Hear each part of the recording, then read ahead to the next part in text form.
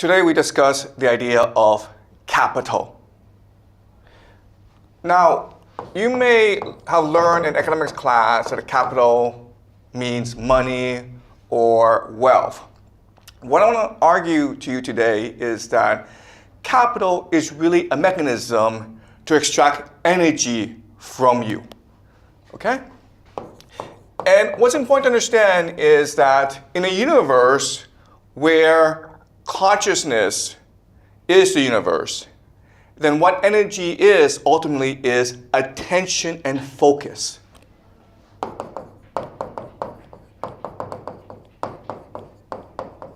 Okay? So it's not enough for you to work at something, you also have to concentrate on it in order for capital to extract energy from you. Okay? All right. So with this in mind, let's discuss an example. All right? Okay. So the most basic example is you have a landlord class, and they're trying to extract energy from the peasant class. Okay? Now, before, traditionally, we've understood energy as maybe grain. Okay? Grain. Capital. But the problem with this is you're actually not that extracting that much energy from the peasant because it's not that hard to grow grain. Also, grain can be stored. Okay? So, in other words, as a landlord, your priority is not necessarily just to extract rent from the peasant. Your priority is somehow to get the peasant to focus entirely on the task at hand. And to do that, over the centuries, landlords have figured out certain ways or certain mechanisms in order to extract the most value from the peasant class. Okay? So let's discuss the mechanisms. The first is that we've transitioned from slavery to freedom. Okay? If you really want to extract value, if you really want to extract energy and attention and focus, it's much better to give peasants the illusion of freedom rather than just enslave them. Okay? So give peasants the belief that they have control over their lives. Another way of saying freedom is equity, right? Equity. So think of a company where I might give you some equity and then you work a lot harder because you think you can make more money. Okay, so this is a first trick that we've learned over the centuries. The second trick is to make capital more abstract. Okay? So the abstraction of capital. So let's use an example. Okay, grain was initially capital. The problem with grain is that you only need so much. So as a peasant, you only want to work as much as necessary in order to grow grain to feed your family. And maybe a little bit more to save. But most of the time, you just want to enjoy your life. But then we transition to gold, right? And gold, yeah, people are more greedy. But the problem with gold is there's only a finite amount of it. All right? It's hard to locate. So only a minority would expend all their energy trying to locate gold. Okay? And now what we've done is we've transitioned to the idea of money. Okay? As I will show you, the great innovation of the past 100 years is to convince people that money is God. Money is both nothing and everything. And so you can spend your entire life dedicated to achieving money. Okay? So that's the second great innovation. And the third great technique that's changed economics is to understand that if you really want people to focus their energies, you need to create anxiety in them. Okay? Anxiety. And how do you create anxiety? Well, the best way is to create the idea of debt, right? So I'll lend you $1 million today, and you enjoy it, but then you have to spend the rest of the time paying it back. The problem with this, of course, is that there's interest, and so you can never really pay it back, which causes anxiety. And so the idea of debt, I can extract much more value from you than if you were not in debt. Okay? That's the first tool. Second is the idea of inequality and poverty, where a certain class of people are poor, and they'll always be poor. And that incentivizes, encourages the middle class to work even harder. All right? The third mechanism of anxiety is wealth destruction. What is wealth destruction? Simple. War or depression, right? When the economy collapses, when all your wealth vanishes. The idea here is, listen, if the peasants work really hard and they store up a lot of grain, they have a huge granary, they really don't have to work anymore, right? So as a landlord, what do? Well, you go burn down the granary. All right? So war is not just a mechanism to expand capitalism, but it's also a way to make people more anxious because you destroy their wealth and therefore they have to work a lot harder. Okay? So again, in economics class, you may taught that the point of capitalism is to accumulate more capital. No, guys. The point of capitalism is to focus the energies of the peasants. Okay? Because the attention, the focus, is what makes society much more energetic. And that's the end goal. All right? So if society is wealthy, that's actually a good thing because it makes people lazy and complacent. And so the way to resolve this issue is by constantly engaging in wars and by having the boom-bust cycle that you might learn in economics class, right? So in economics, you might learn that the boom-bust cycle is natural to capitalism. It is not natural to capitalism. It is artificial. The people in charge artificially destroy economies, to destroy wealth, to make the peasants work a lot harder. Okay? So are you guys following along? Okay? So that's the strategy that we've learned these past few centuries. And that's why in today's society, we are the wealthiest society ever in human history, and yet at the same time, we are the most miserable, we are the most anxious, and we are the most in debt, okay? Because the landlord class, the capitalists, the elite, what they figured out are three mechanisms in which to extract as much energy from us as possible. First is to give us the illusion that we have freedom in our lives, we have the freedom of choice, that we have equity in society. We can vote for our leaders.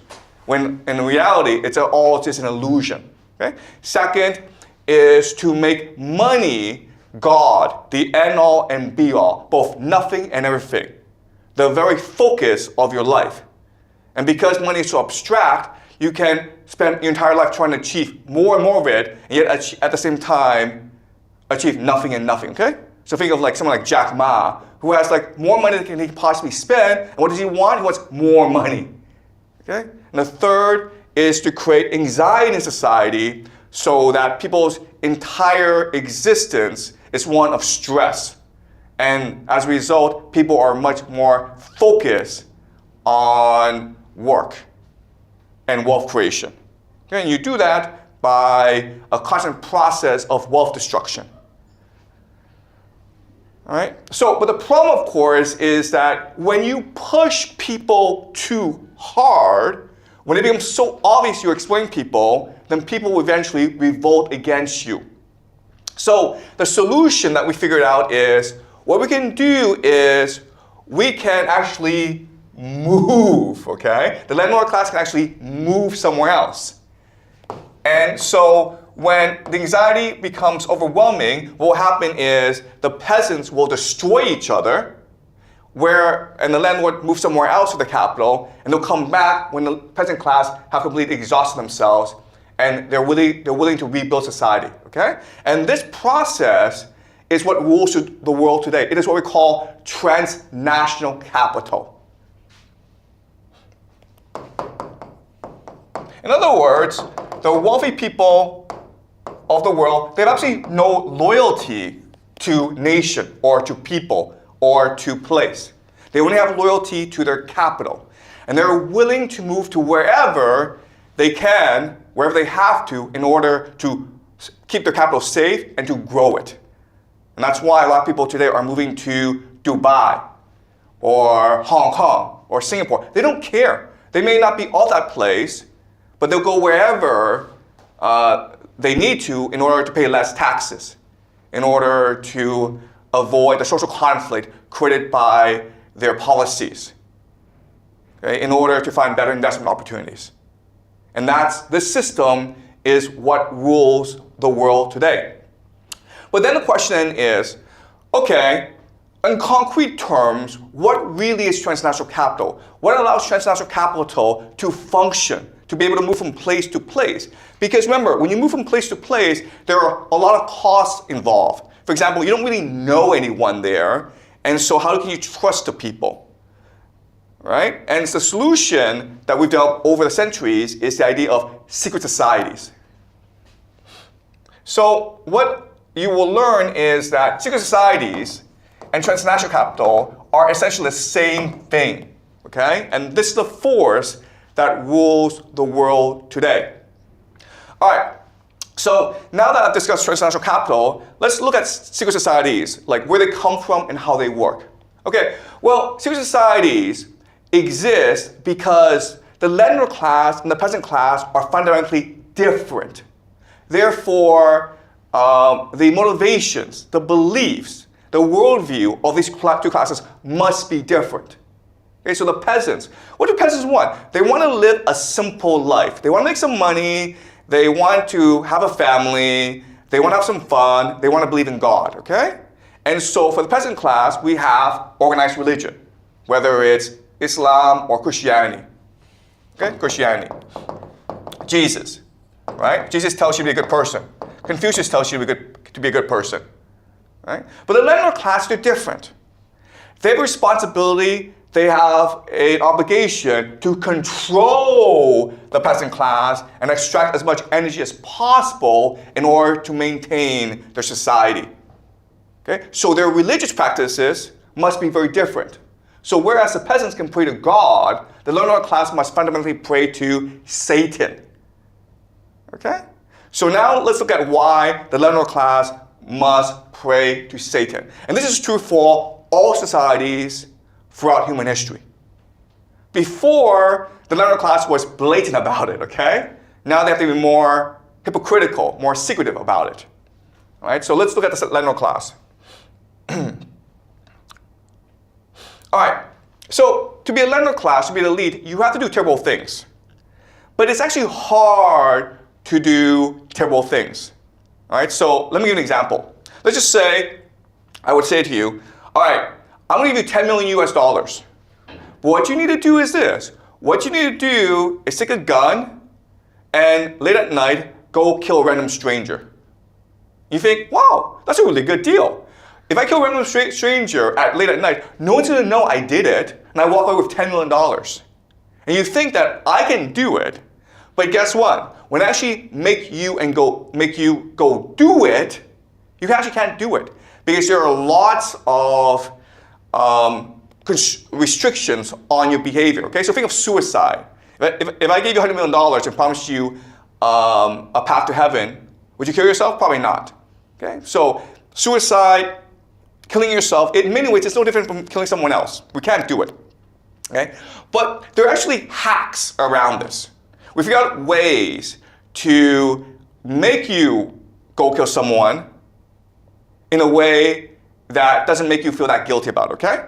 So to understand why, I will introduce you two social science experiments that they conducted in America at the end of the 20th century, okay? The first is something called the Milgram experiment. And this was done at Yale by a psychologist named Stanley Milgram. And the experiment was very simple. What he would do is he would set up an actor, okay, this is an actor, okay, or what we call Confederate. And the person would be hooked up to an electric chair, right? And there'd be a buzzer which increases the voltage of that electric chair, okay? And there's like a max and there's a min, okay?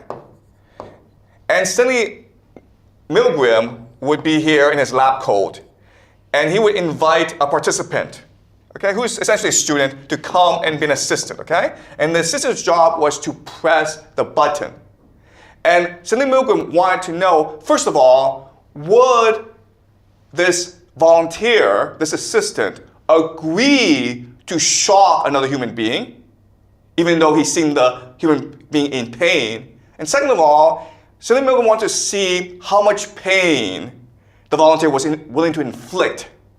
And it turned out that with the idea of authority, okay, people are much more willing to let go of their inhibitions. Because what you're doing is you are removing responsibility from yourself to someone else. I didn't do it, I was ordered to do it. And surprisingly, people are willing to inflict a lot of pain on other people because they are able to remove responsibility for their individual actions, okay? Does that make sense? So the point of secret society is for people to come together and avoid taking responsibility for their actions. How? By praying to another god, right? By saying, we didn't do this, we didn't go start this war, we didn't destroy the economy, it was Satan that told us to do it. We had a meeting with Satan, we did the rituals, we summoned Satan, and Satan says, for the good of the world, you must be evil. You must go and start this war so that we can create paradise on earth. It wasn't us. It was not us. It was Satan who did this. Okay? That's the point of secret society. To force yourself to believe that you have no agency in this world. And you are controlled by Satan, okay, or another god, Saturn. Okay, so it's very common for these secret societies to believe in a god called Saturn. Who is Saturn? Saturn, the Greek is Cronus. And Cronus is a god of time. Cronus is a god of time and order and structure. And Cronus would do things that were unconscionable, that were inhumane in order to maintain control of the world, including in his own children. Because then his children could not rebel against him, okay? So they pray to Saturn to look for that divine energy in order to maintain order and control in the world for the good of others, okay? Not for the good of me, but for the good of others.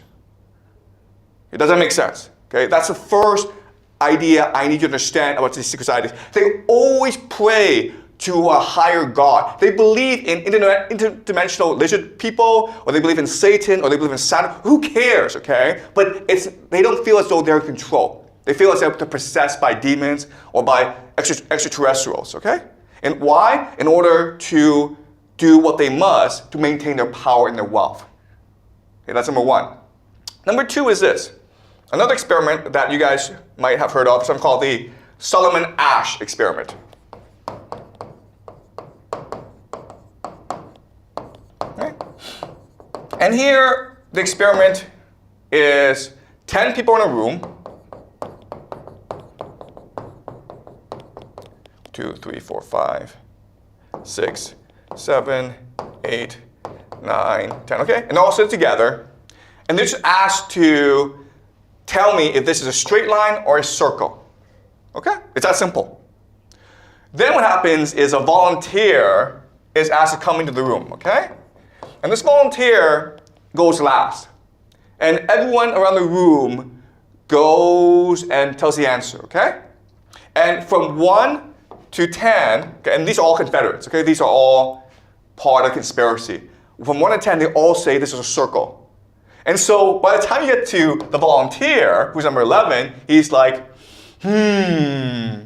what should I say? And often, a lot of times is, he'll say, it's a circle, because he's trying to conform to the group. But not only that, afterwards, when he's told that, oh, there's actually a line, he's actually convinced he saw a circle. Okay? That's the power of group conformity. Okay? So two ideas, authority and conformity is what underlies the power of secret societies. And as such, you are now, because you are part of the secret society, you now have the power to take a gun, go kill someone late at night, and collect your $10 million. Okay? Does that make sense, guys? All right. And again, every society does this because often when you're part of the landlord class, the elite, the transnational capitalists, you have to do things against your own wiring, okay? Your own psychology. And that's why secret societies exist. All right. Now, sometimes secret societies are forced to do really bad things because they're often in competition with each other. And in this competition, it's always a question of like, who's more evil, okay? So what they figured out is this. They figured out how to structure the secret societies, okay? This hierarchy. Sorry, hierarchy. Okay, so these are the people at the top, the landlords. And these are basically the initiates, okay? The people who want to join. But they are ignorant about the true purpose of the secret society. So the question then is, how do you maintain this hierarchy? And what they figure out is something really, really simple, all right? It's really simple human psychology. Throughout human history, what was very common was for groups of young men, okay, they've been discarded by their families because the families don't have enough to eat, so they get together and they form like wolf packs. They go around, and what they really want is a wife. Okay, that's what they really want. More than food, they want a wife. So what they're forced to do is go as a group, as a gang, go to a village and kidnap a woman and kill the family, okay? And this is a very common thing in human history. And let's try to figure out the psychology of what's going on. Okay, so you have like 5 guys. This is just a thought experiment, okay? 5 guys, young guys. And they're gonna go to a village where there's a family, okay? A husband, a wife, and 2 kids. What they're gonna do, of course, is they're obviously gonna kill the husband, and they're also gonna kill the 2 children, okay? And they're gonna kidnap the wife. Now let me ask you this question. Let's understand the psychology of this woman when her entire life is destroyed, okay? Does she, A, want vengeance? B, become depressed? C, fall in love with one of the guys? A, B, or C, guys? A, B, or C? Yeah. What is that? A. Okay. You guys would think she would want vengeance for what has happened, but that's not what happens, okay? It's more likely that she becomes depressed or she falls in love. It's often at times that she falls in love. We call this a Stockholm syndrome. All right, it's a very basic human psychology that is consistent throughout human history, throughout all societies. When a woman sees her entire life collapse like that, she has no longer any stability. Her reality is destroyed. And therefore, she clings to anyone who is willing to support her, even though that person is the same person who destroyed her life in the first place. It's really weird psychology, but it's very, very true. That's also why arranged marriages work, okay? Throughout human society, older man is often paired with a younger wife. She might be like 14 or 13. But, after a few years, they do fall in love with each other because the woman is completely dependent on the man. Okay, and also that physical intimacy. All right, so it sounds really depressing, but this is a very basic principle of human psychology. Because at this point in history, when her reality has collapsed, her soul has left her, okay? And now she's basically a slave. And what a slave does is someone who clings to life. All right, does that make sense? Okay. Now, what happens to these 5 guys, okay? A, do they feel guilty for what they do? B, do they fight over the woman? Or C, are they brothers forever? The obvious answer is C, right? They're brothers forever, okay? So even though they've committed this terrible, terrible act, right, it's made them more unified. Okay? And this is a structure of secret societies. The structure of secret societies is for the people that are very top to commit these rituals of torture in order to turn the initiates into slaves. And those who are most willing to participate in these rituals, those who are most willing to become slaves, become the middle people, okay? The people that are most trusted, because now they're slaves. And that's how secret societies work. And that's why there are so many different degrees to secret societies. And that's why at the very top, no one knows what they're really doing. What they're really doing is praying to Satan, okay? Because Satan is giving them the strength, or Saturn, who knows, okay? Or whatever. Saturn or Satan is giving them the strength in order to torture these initiates, so these initiates become their slaves for life. And then these initiates are given limitless wealth and power because they are now completely loyal, dependent on the master. All right? All right. All right. This sounds confusing, but let's use another example. All right. So Spartans. Sparta. So Sparta, remember, Sparta is a war society, a militaristic society that is intent on maintaining control over its slaves, okay, the Helots. And the Helots outnumber the Spartans 10-1. So these Spartans need to be really cohesive as a society. They need to fight and die for each other. So their education system is like this. At 5 or 6, the Spartan child is taken away from the parents, okay? And this obviously creates fear and anxiety.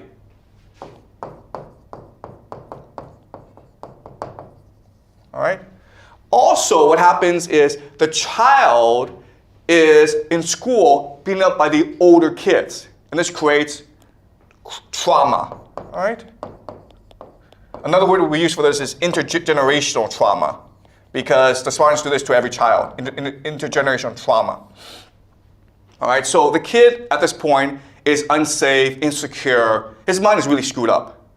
And then when he's most vulnerable, maybe when he's 11 or 12, what happens now is he's paired with an older man who's like 29 or 30.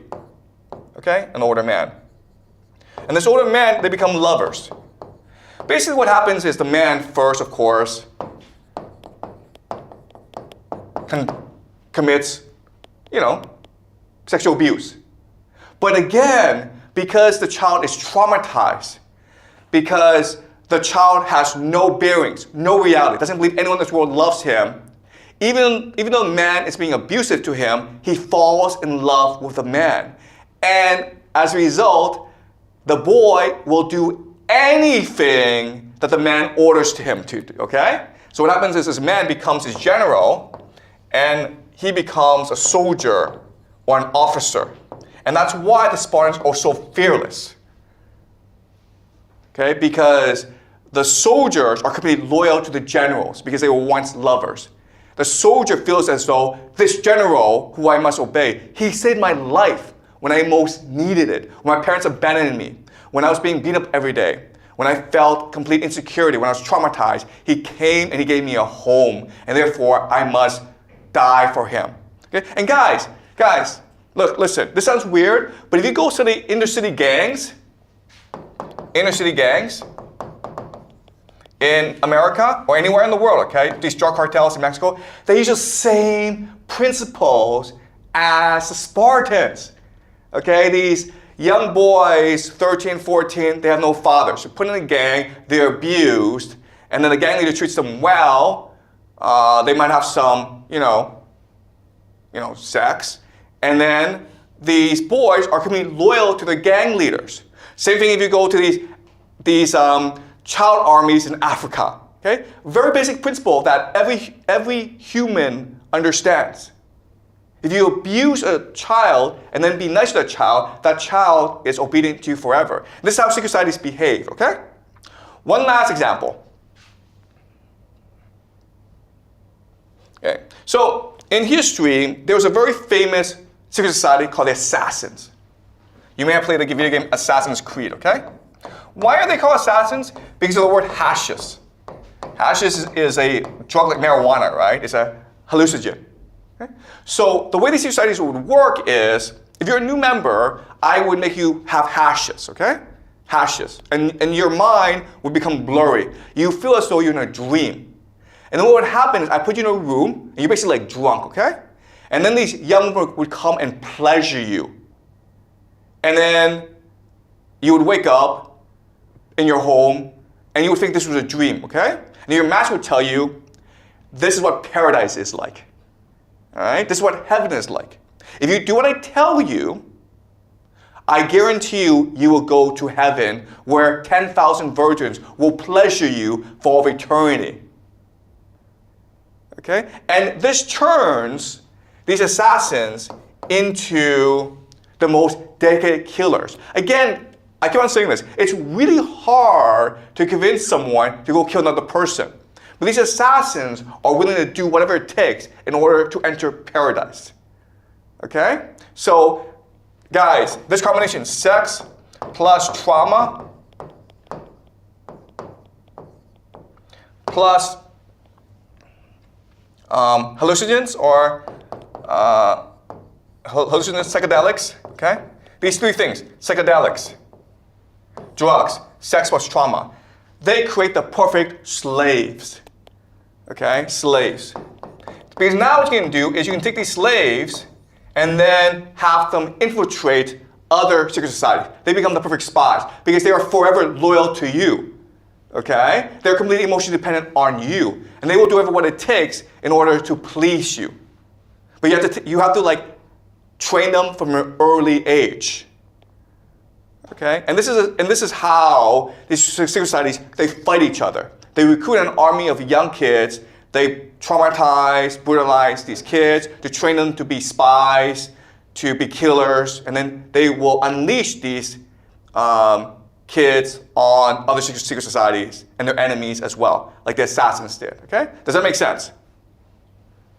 Okay, you have a question? So, like, for the woman, like, her families are being killed, like, won't she remember, like, who has killed all her families, but just have relied on that murder because he's Yeah, I understand the question. Okay, it's a good question, okay? The answer is this. In psychology, what you learn is that when you're traumatized, what happens to you? What happens to you? You're not there. The word is disassociation. Okay? You're not there, you don't remember anything because your mind would explode or your system would collapse if you actually remember in detail what happened. So your mind disassociates. You're not there. You don't remember anything. Okay? That's why trauma is so effective because not only do you become obedient and dependent on the person traumatizing you, but at the same time, you actually don't remember this association. Okay? So the person who really controls you, you forget. Your handler, okay? Your handler is someone that is at the back of your mind. But even if you don't know that person, what happens if that person comes before you and tells you what to do, you obey. Okay? It's almost as though the handler has programmed you, and only he knows the password. So this is what we call programming. And this is what they did with MK Ultra. Okay? MK Ultra, MK Monarch. Okay? But it's a very common thing. We've been doing this for thousands of years in every single society because it works and it's easy and it's effective, okay? Right? Does that make sense? All right, so let's talk about the development of transnational capital. All right? So there have been 4 distinct stages. Let's look at them. These 4 distinct stages are Venice, Dutch Republic, England, and what's the last one, guys? Come on. America, right? Okay, so these 4 places are special because they are all merchant oligarchies. Okay? Merchant oligarchies, meaning that they are controlled by private interests. private interest. Now, I understand that in school you're taught that America's a democracy and England's a democracy and all that. No, guys, it's all nonsense. These are oligarchies. They're controlled by private interests. They've always been controlled by private interests. They're still controlled by private interests today, okay? And the way that these private interests, what they do to maintain control over their people and the world is through three mechanisms, okay? The first is banking. Banking just means that these oligarchs are pooling their resources together in order to extract energy from the world. Now, the thing about banking that's very important is that if you're able to bank in a certain way, you're able to extract energy across time and space, right? You're able to borrow money from the future and spend it today. Does that make sense? Okay, and this will happen with the abstraction of capital. All right, so banking is basically extract time and space. You're extracting energy from across time and space. Okay, I'll explain more as we go along. Okay. Second is the idea of a navy, where you're controlling trade. And the third is diplomacy. The idea of diplomacy is you don't want to fight wars because your population is very limited. What you want to do is trick other people into fighting wars for you. Okay? You want to have these trade negotiations. So it's like spying, intelligence. All right? And then all four, what's really important is that if you're a merchant oligarchy, you're actually controlled by a secret society. Okay? Not a king, but by a secret society. Because otherwise, how else can these merchants get along with each other, okay? So secret societies is what allows them to work together to plan and control their populations. Now, what's going to happen is this. Venice is one of the early oligarchies, but with each iteration, it's going to improve in power. Why? Because by the time we get from Venice to England and the Dutch Republic, we have something called the Protestant Reformation. Okay? So what I will do is explain to you what the Protestant Reformation is. But the Protestant Reformation radically changes how we see ourselves and our relationship with God, which makes transnational capital much more powerful. And then what's going to happen is, by the time we hit England, we go from England to America, we have the Enlightenment.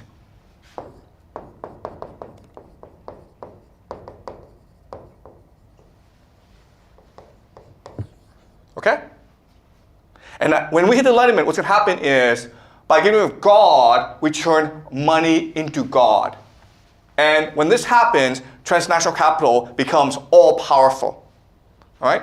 So, remember what's happening is we have Venice, then the Dutch Republic becomes more powerful than Venice because it adopts the ideas of Protestant Reformation. And then America becomes more powerful than England because it adopts the ideas of the Enlightenment. What's happening throughout this process is transnational capital is becoming much more abstract and therefore much more powerful. Okay, and therefore much more capable of extracting energy from the population. All right, so let's go over the Protestant Reformation. All right. The Catholics and the Protestants. So there are three major differences between the Catholics and the Protestants. Okay. So the Catholics have three basic ideas, right? There's orthodoxy, there's hierarchy, and there's justification by works.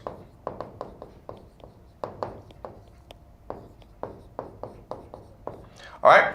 So the idea is, hey, if you want to go to heaven, just obey the Catholic Church, what the priest tells you. Don't think, just do what the priest tells you to do. Really simple, right? Okay, but there are three problems with all this, okay? The first problem is God becomes distant from you, okay? You're not allowed to communicate with God. And as I keep on saying in this class, we humans are first and foremost religious. We want to be spiritual. We want to have communion with God. But the Catholic Church says, no, you have to just obey us, okay? You have to obey our dogma, even though our dogma doesn't really make much sense. Okay? The idea of hierarchy, of course, leads to corruption, where the priests can do whatever they want because they're in power, okay? And they become extremely wealthy and powerful. And the third problem, just justification by works, is it leads to hypocrisy. You can be the worst person in the world, but hey, as long as you give enough money to the Catholic Church, you go to heaven, guys, okay? All right? So that's why the Protestants hated the Catholic Church. And so they proposed a new system. All right? The new system is, first of all, direct access. You don't have to go through the priest anymore. You don't have to listen to the dogma of the church. You can just actually communicate with the God directly through the Bible. Okay? Second idea is egalitarian, where there is no longer any hierarchy. You can communicate with God directly. Okay? And the third idea is justification by faith. Okay. The problem, though, of course, is that these three solutions to the Catholic problem will create more problems. Okay? The first is the idea of direct access. So you can access God directly. The problem is that Christians believe in the Holy Trinity. Okay, the Holy Trinity, right? God, Jesus, and the Holy Spirit are different but the same. Okay? Separate but co-equal. It makes no sense whatsoever. And as such, if you're trying to access yourself, you can't do it because this precludes you, okay? It is impossible for you to insert yourself into the story of the Holy Trinity. If it was just Jesus, you could talk to Jesus, but how do you talk to Jesus, God, and the Holy Spirit at the same time? You can't do it, okay? So this causes confusion, okay? Second problem is the idea of egalitarian. This causes just so much chaos, debate and chaos, right? Because now, hey, if I want to, I can start my own religion. I don't need to get people to agree with me. I need to start my own religion and have followers follow me, okay? So this causes a lot of debate within the Protestant religion. It still happens today where among the Protestants, there are like thousands and thousands of different branches, okay? The last problem is most problematic. Justification by faith. This creates anxiety, right? Because if you don't really know God because of the Holy Trinity, how do you know you really believe in God? Right? The Catholics believe that all you do is give some money, do some good work, don't sin, and you go to heaven. But the Protestants believe that, no, you have to really believe in God in order to go to heaven. Okay? What's even worse is that another reformer named John Calvin, he proposed the idea of double predestination. Because the Catholic Church says, you know what? Only we can decide who goes to heaven. So if you disobey us, you'll burn in hell. And John Calvin, to respond to this, says, no, no, no.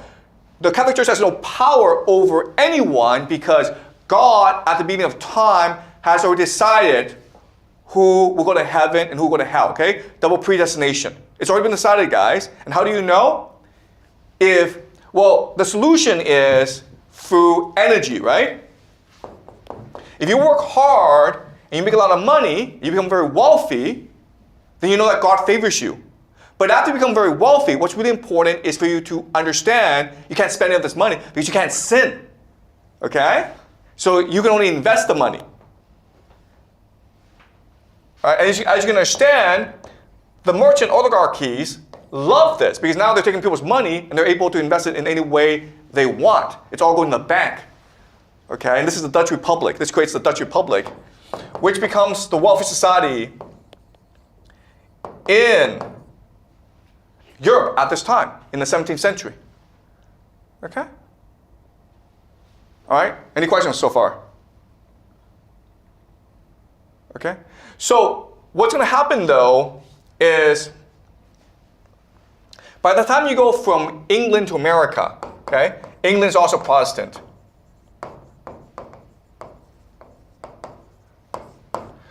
The Protestant Reformation is going to change to the Enlightenment. The Enlightenment is, there may be a God, but God doesn't really interfere in the universe. God lets us do whatever we want. Okay, so it's up to us to create our own world. So now that God has left, what happens is you need something to replace the God, right? This becomes money, okay? Money as God. And this works because if you insert money into the Protestant faith, it solves a lot of problems. It solves a problem of anxiety, because how do you know you go to heaven? If you become very wealthy. Okay? And everyone, how do you know you're favored by God? Whoever becomes the wealthiest, okay? So money becomes the new religion of America. And this is what ultimately leads to the triumph of transnational capitalism, okay? All right. Okay, so how do we get from the Dutch Republic to England? Okay, the answer is very simple. The problem is that the Dutch Republic, it is on the continent of Europe. Therefore, it's very easy to invade. Now you have a problem, like how do you keep your money safe from invaders, okay? Because they have a lot of gold. And so what they will do is they will take this money, and in 1688, they will transfer most of this money to England, okay? So how does England convince the Dutch to invest in England? Well, first thing is they make a Dutch aristocrat, Willem of Orange, the king of England, okay? All right? 1688, England invites Willem of Orange to become the king of England. That's number one. Number two is the Bank of England is set up in 1694. What makes the Bank of England special is that it is a private bank that is guaranteed by Parliament.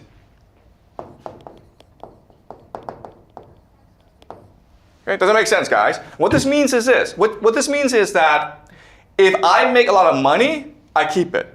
But if I lose my money, the people will ensure that I get it back.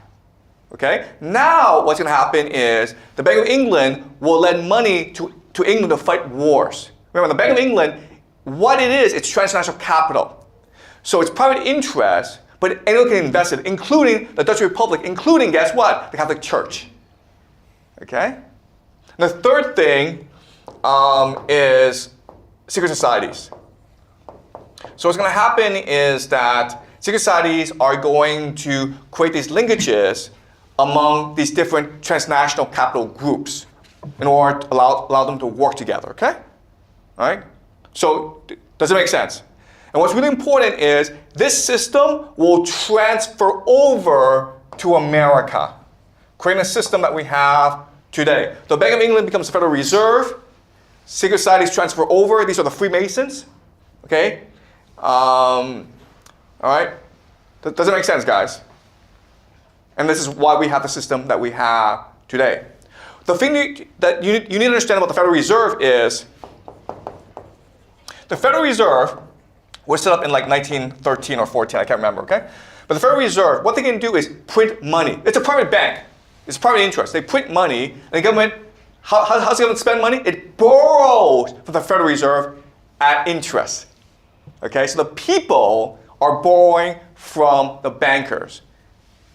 And so that's why America is controlled by private interests. Right? Clear? And that's why transnational capital controls America and the world. Any questions? All right, so let's go over the PPT, okay?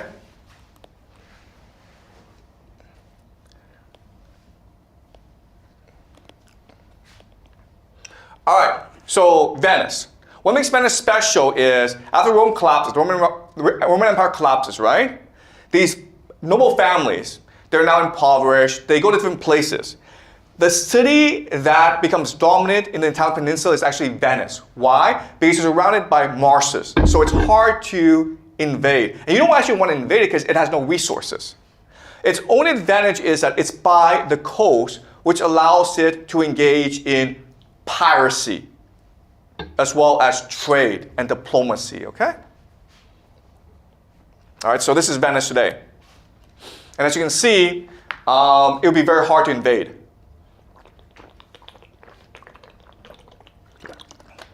Also, remember at this time, it's very poor, so no one wants to invade it. All right, another picture. Pretty beautiful, right? You guys should go before it sinks, okay? If you want to go visit Venice, do it now before it sinks. All right, so again, Venice, it's a merchant oligarchy, just like the Dutch Republic, just like England, just like America, okay? It seems like a democracy. They call themselves a republic, but essentially controlled by private interests. Okay? All right. So because Venice has no resources, it has to engage in trade. And it's going to help set up a lot of trade networks throughout the Middle Ages. And what it's going to do that's very profitable is that it's going to import spices from East Asia back to Europe, okay? And this is going to make Venice very, very wealthy. So the two big cities are Genoa and Venice, okay? And as you can see, they are extremely energetic. They're going to set up trade networks throughout the world. This is a spice trade, and the center, of course, is in Venice. And this makes Venice the most wealthy city in Europe at some point. Okay, also remember what these small city-states do that's very effective is that they become parasites on the empire. Okay, so Venice can take its wealth and bribe imperial bureaucrats in Constantinople to give it trade preferences. Okay? And Venice will also set up alliances with also the Islamic Empire as well as the Mongols as well.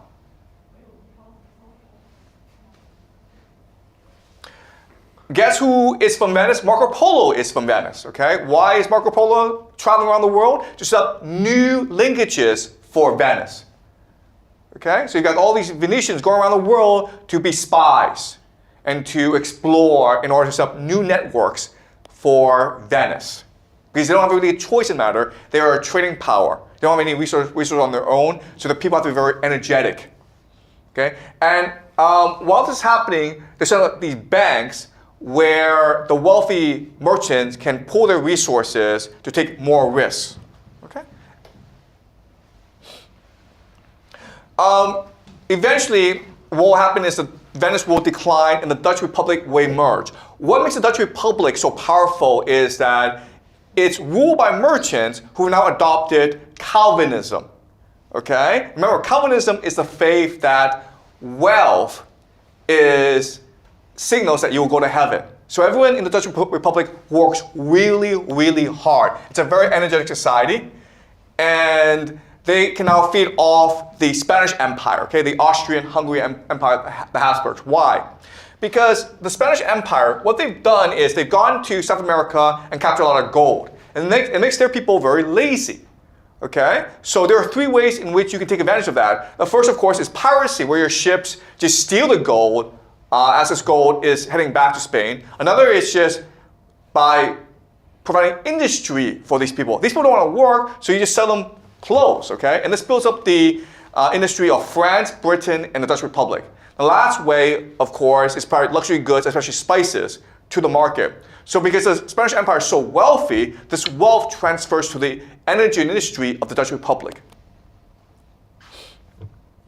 Okay? And as you can see, this is what the trade looks like. The Dutch will set up a private company called the Dutch East Indies Company, which is almost like a nation unto itself. It becomes the world's wealthiest corporation even today. Okay? And the reason why it has a monopoly over the spice trade from the East Indies. It has its own army, it has its own currency, it has its own government, okay? It can enact its own laws in the regions it controls. All right, and as you can see, the Dutch are very energetic. So as a comparison, let's compare it to the Spanish Empire, okay? So at this point in history, the Spanish Empire is the wealthiest, most largest empire in the world. But as you can see, the Dutch are much more energetic, okay? The Dutch are much more industrious. And the British are actually much more industrious as well, okay? The reason why is the Spanish are still Catholic, whereas the Dutch Republic have turned into Protestants. Okay, and this allows for the growth of the middle class, because as long as you're willing to work hard, you can become wealthy. Whereas the Spanish, it's very much a society based on nobility and clerical privilege. Okay? All right. So as we discussed, the two leaders of the Protestant Reformation are Martin Luther, who proposed justification by faith. Okay, justification by faith. You have to actually believe in God if you want to access heaven.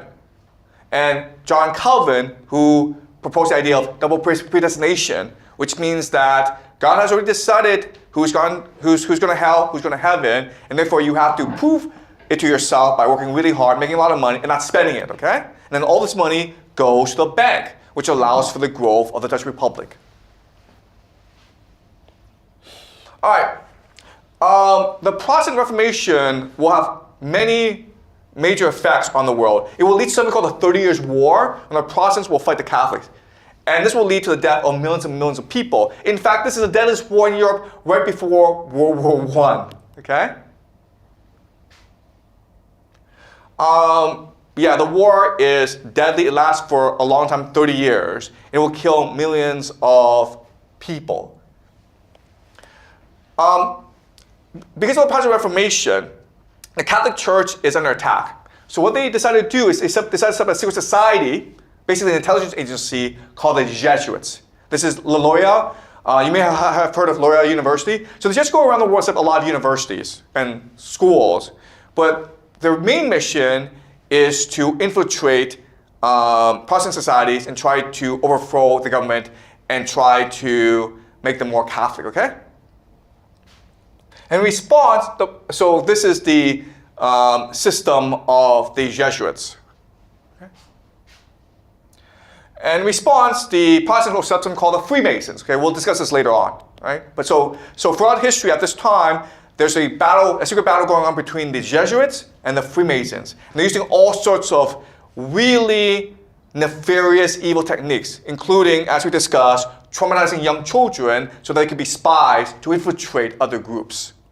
Okay? Because remember, at this point in history, people believe in God. So they're going to ask you, do you swear to God? And you have to, okay? And so you have to have secret identities if you are to pass their tests.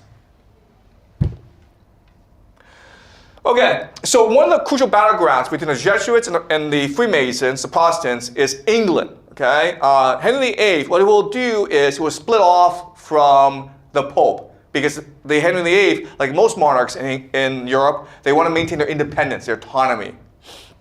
When he dies, Queen Elizabeth I will inherit the throne, and at this point in history, there are a lot of Catholics who want to see her overthrown. So she launches this massive campaign to persecute Catholics.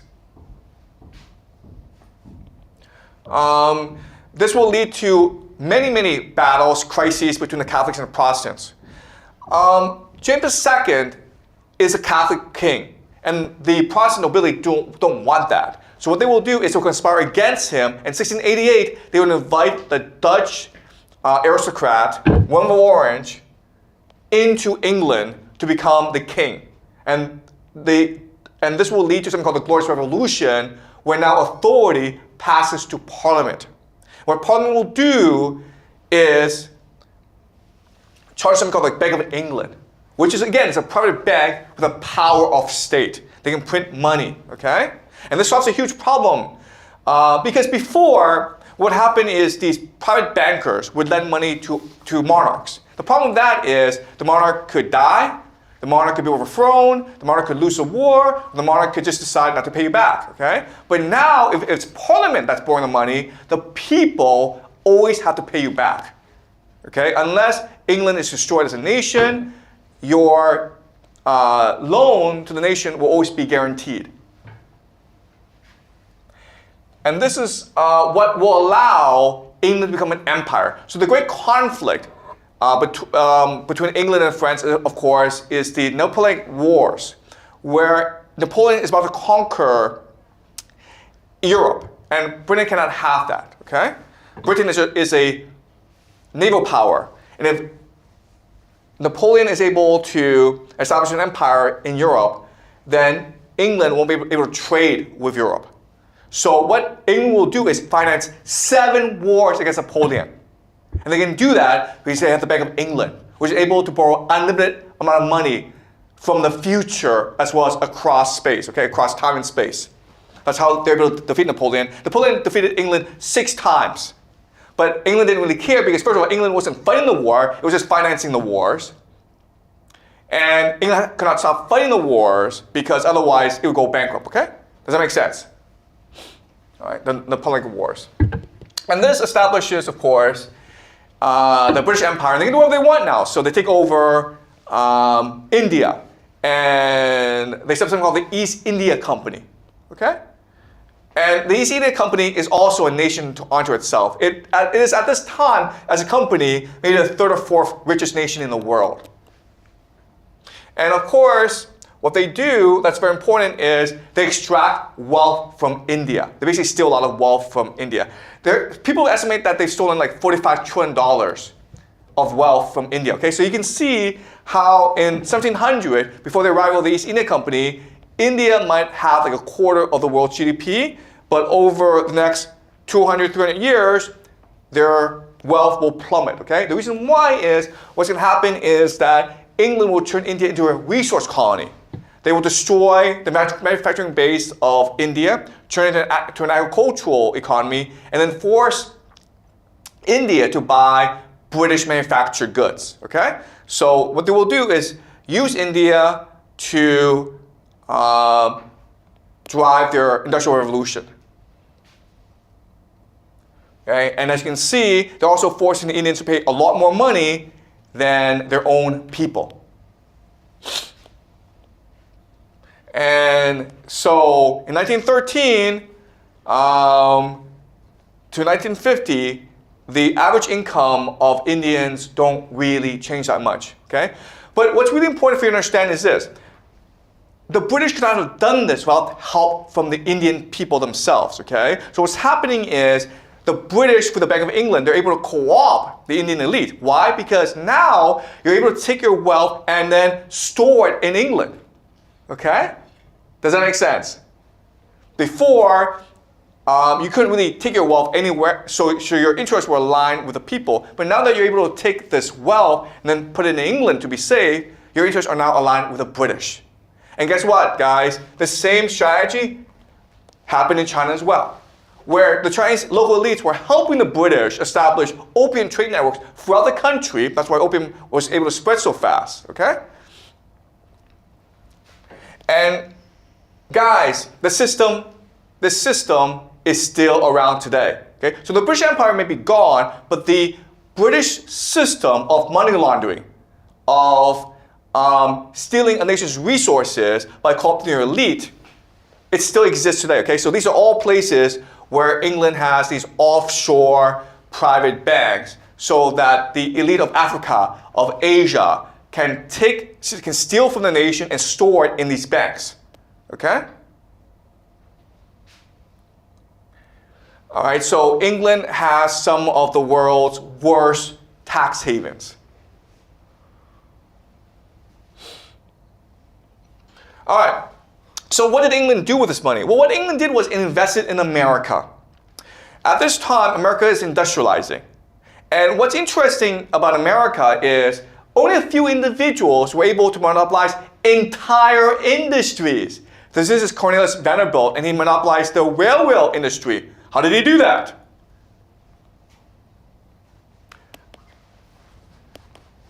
This is Andrew Carnegie, who was born poor, but then he monopolized America's steel industry. How did one person do that? That's really strange, guys. Oh, Rockefeller, he monopolized America's oil industry. In fact, over 6 weeks, he was able to buy out all his competitors. Where did he get all this money to buy out his competitors? How did he become a monopolist? How is this happening, guys? J.P. Morgan, he monopolizes America's financial industry, and he creates something called the Federal Reserve, which is a system they still have today, where America is ruled by private banks. Okay, how is this happening? All right, so these questions. How is it possible for these individuals to monopolize industries? Why are these monopolies national rather than regional? Okay, and why didn't government make public these critical infrastructure and resources like we do in China, right? Oil should belong to the people. Why does it belong to one person? The reason why is it is England that is using its wealth from India and China to finance these individuals and allow these individuals to develop entire industries. Why is it doing that? Because the Americans at this time in their history, they hate the British, right? The Americans are like, in 1776, we fought a revolution with the British. Why would we allow the British come back and buy up our land and our oil and our steel and our railways, right? Therefore, they needed people like John Rockefeller and Carnegie to act as their agents. Okay? Does that make sense? All right? So in America, you're taught that these people, Andrew Carnegie, John Rockefeller, they were just rags to riches. It's because of the American dream. It's a land of opportunity. If you work hard, you can become a billionaire. No, guys, that's not true, okay? If you belong to a secret society, if you are financed by the British Empire, you can become a billionaire. And guess what, guys? We have the same system today. Bill Gates,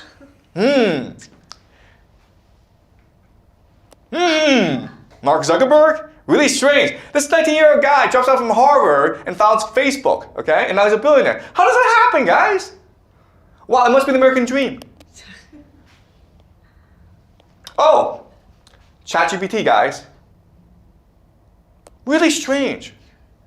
If you have a dream and you just follow it, you can become a billionaire in America. Yeah. It's all just a scam, right? Google, it's all just a scam, okay? What you need to understand about these companies is they were all founded with US military technology that is public, okay? The internet, it's a US military technology. Google, these search engines, it's all US military technology. And they were given to these guys for free. Why would they do that?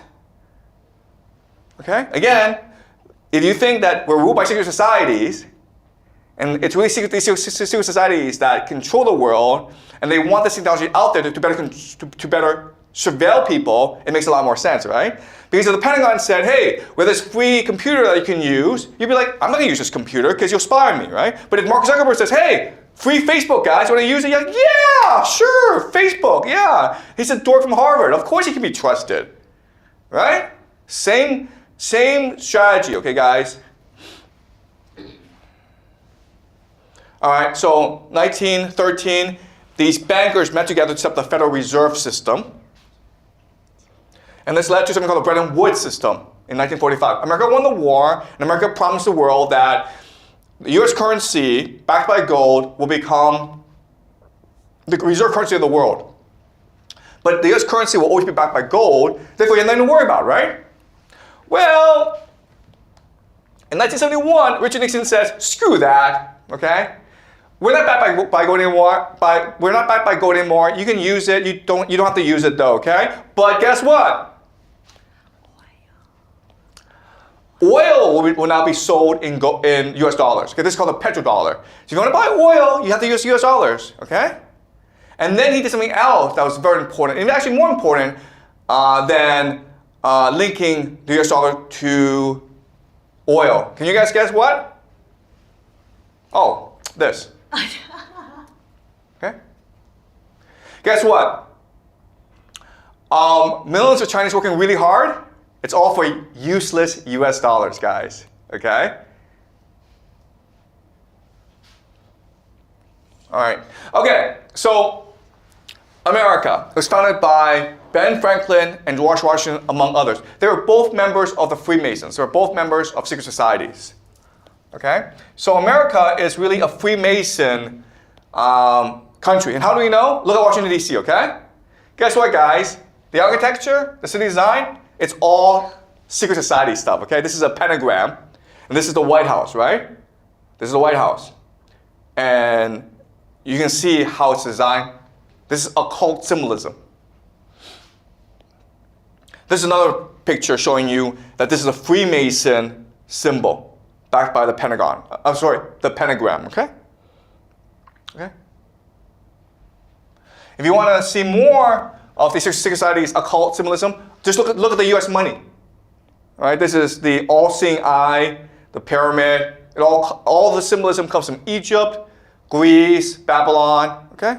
It's all part of the Freemason system.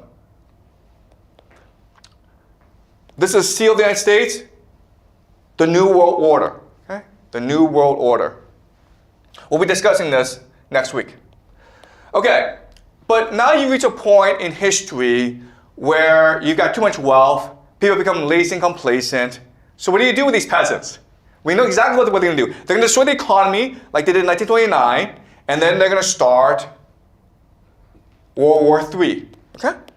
That's the goal. Because how the system works is, if you're transnational capital, you need people to constantly focus and working. Okay? And you do that by creating anxiety, by destroying wealth,